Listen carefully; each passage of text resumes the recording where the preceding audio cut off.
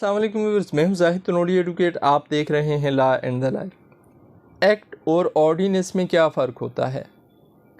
Act कौन पास करता है, ऑर्डिनेंस कौन पास करता है? एक्ट और ऑर्डिनेंस में से दोनों में से सबसे ज़्यादा ताकतवर क्या है? कौन सा ज़्यादा लंबे टाइम पीरियड तक चल सकता है? ये हैं वो सवालात जिनको जानने की कोशिश करेंगे आज की इस वीडियो में हम। लेकिन मौजू पर बढ़ने से पहले आपसे गुजारिश, अगर आप चैनल पर नए हैं, आपने चैनल सब्सक्राइब नहीं किया हो तो चैनल सब्सक्राइब करें, वीडियो लाइक करें, बेल आइकन प्रेस करें ताकि अवेयरनेस के हवाले से हर नई आने वाली वीडियो का नोटिफिकेशन आप तक पहुँच सके। व्यूअर्स, पाकिस्तान में कानून बनता है दो तरीक़ों से, एक है एक्ट और दूसरा है ऑर्डिनेंस। एक्ट कहते हैं उस कानून को जो पार्लियामेंट, जो लेजिस्लेचर्स लेजिस्लेट करते हैं। लेजिस्लेटर्स कौन से हैं? पाकिस्तान में लेजिस्लेशन की ज़िम्मेदारी किसके पास है? वफाक में। पार्लियामेंट में हमारी कौमी असम्बली और सेनेट आते हैं, जबकि सूबों में सूबाई असम्बलियाँ। पाकिस्तान के आइन ने कानून साजी को दो हिस्सों में तकसीम किया हुआ है, एक सूबाई फ़हरिस्त है कानून साजी के हवाले से और एक वफाकी फ़हरिस्त है कानून साजी के हवाले से। जो वफाकी फ़हरिस्त है यानी वो मामलात जिनके हवाले से वफाक सेंट्रल गवर्नमेंट करेगी कानून साजी, उसके लिए कानून साजी या कानून फिर बनाती है पार्लियामेंट।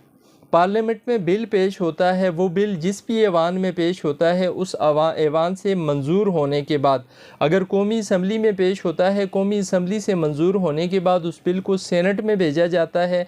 सेनेट से भी अगर वो मंजूर हो गया तो फिर उस बिल को भेजा जाता है प्रेसिडेंट ऑफ पाकिस्तान के पास एसेंट के लिए। प्रेसिडेंट ऑफ पाकिस्तान जब उस बिल को एसेंट देते हैं तो वो एक्ट बन जाता है, यानी उसको कानून का दर्जा हासिल हो जाता है। पार्लियामेंट के दोनों ऐवानों से साइन होने के बाद, अप्रूव होने के बाद, पास होने के बाद, प्रेसिडेंट के साइन होने से, प्रेसिडेंट की एसेंट मिलने से, प्रेसिडेंट की तरफ से मंजूरी मिलने के बाद किसी बिल को एक्ट का दर्जा हासिल होता है और एक्ट कहते हैं कानून को।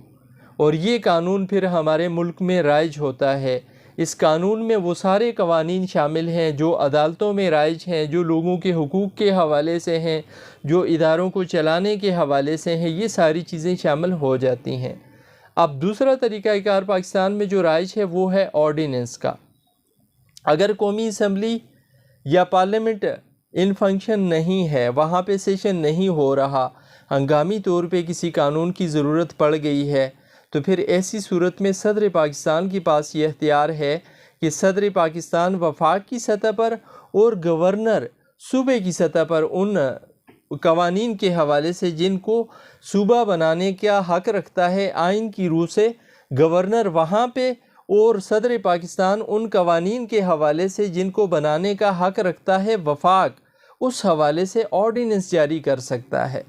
और इस ऑर्डिनेंस की मुद्दत 6 महीने होती है। अगर 6 महीने के टाइम पीरियड के अंदर अदर इस ऑर्डिनेंस को पार्लियामेंट ने बिल की सूरत पेश करा के एक्ट बना दिया और फिर प्रेसिडेंट ने साइन कर दिया तो ये ऑर्डिनेंस कन्वर्ट हो जाता है एक्ट में। लेकिन अगर 6 महीने के टाइम पीरियड गुजर जाने के बाद, टाइम लैप्स कर जाने के बाद भी इसको एक्ट की सूरत नहीं बदला जाता या इस पे कानून साजी नहीं होती, तो फिर ऐसी सूरत में ये ऑर्डिनेंस खुद बहुत एक्सपायर हो जाएगा। प्रेसिडेंट का दिया गया ऑर्डिनेंस एक्सपायर हो जाएगा।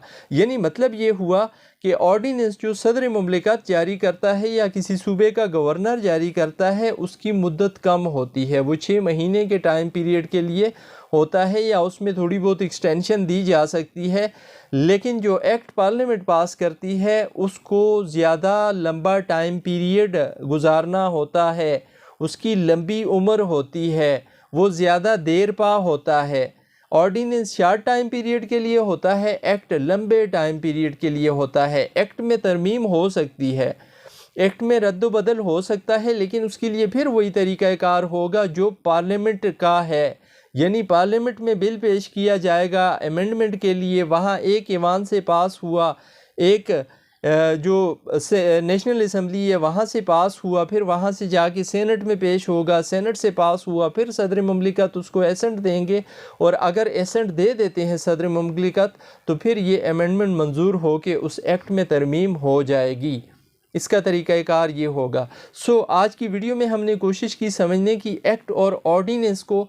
उम्मीद है ये वीडियो आज की आपके लिए मुफीद रहेगी और आपकी मालूमात में इजाफे का बायस भी बनेगी। मैंने कोशिश की कि ज़्यादा कानून की गहराई में जाए बग़ैर या ज़्यादा आर्टिकल्स या सेक्शन का इस्तेमाल किए बग़ैर आसान अल्फाज में समझाने की कोशिश करूं। ज़िंदगी रही फिर बात होगी, किसी और मौजू के साथ हाज़िर होंगे। इजाज़त दीजिए। थैंक्स। अल्लाह हाफिज़।